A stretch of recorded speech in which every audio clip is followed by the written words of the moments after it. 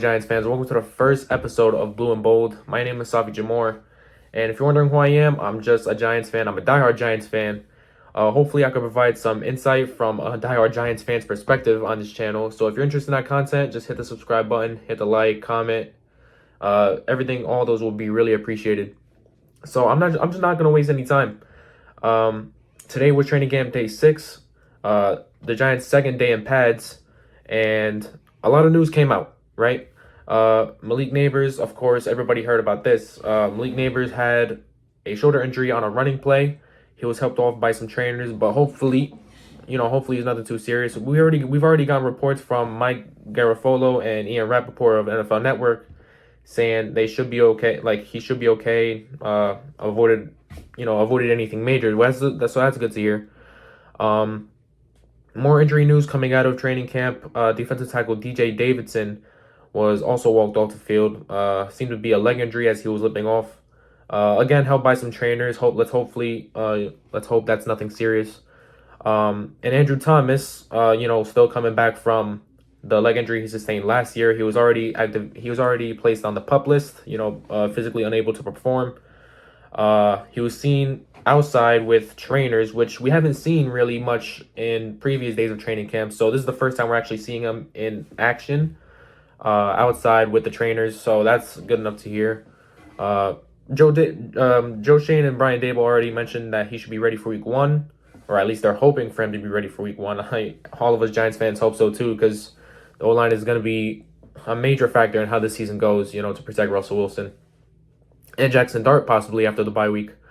Another surprising thing, Evan Neal, as we all know, he's been switched to guard, and he's actually performing really good. Or not really good, but good enough. We're just used to him seeing him playing awful at right tackle. As we've seen for the past 3 years, and he's been dealing with major injuries.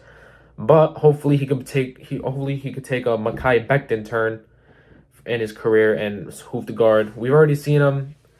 Clips came out that he was going against Abdul Cardi, and he actually held his own against them. We've seen other clips on 1v1s. He's moving like he's a brick wall. So hopefully he can turn his career around. That would be a major turning point in how this franchise goes. Because we used the 7th round, we used the 7th overall pick on him, along with Kayvon Thibodeau with the 5th overall pick. So hopefully, it's looking good right now. But we'll see how the season starts. And he's battling with Greg Van Roten for that starting right guard spot. So we'll just see when it comes to 53-man roster day. Also, surprising news coming out of training camp. Elijah Chapman, defensive tackle for the Giants. He was a UDFA last year.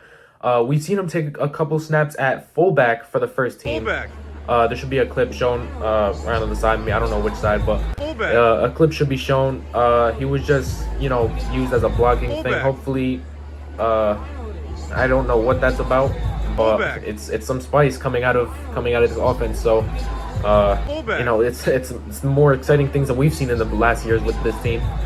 So I don't know if that's going to be a permanent position or we'll just see at the start of the season. Also an interesting storyline: Deonte Banks and Cordell Flott, as we all know, is going battling for the CB2 spot. And every day of training camp they have switched. So you could say they're getting almost even reps. Deonte Banks today got the start, and notably he had two defensive pass interferences called on him. So last year, we knew he was thrown into the fire.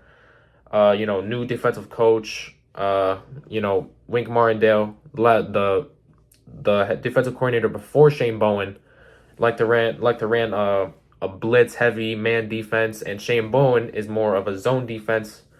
But he got thrown into that CB1 position facing the best receivers in the league, and it was a tough spot for him to be in. But now we signed Paulson Adebo.